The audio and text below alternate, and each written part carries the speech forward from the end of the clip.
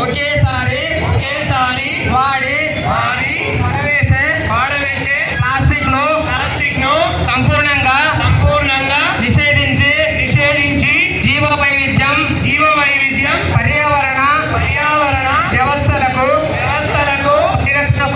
పరిరక్షణ కోసం కృషి చేస్తాను. నాతోటి విద్యార్థులకు పర్యావరణ పరిరక్షణ పట్ల అవగాహన కల్పిస్తాను. భూమాత కోసం ప్రకృతిని జీవ వైవిధ్యాన్ని కాపాడుతాను. Save nature, save future. చాలా అభినందన.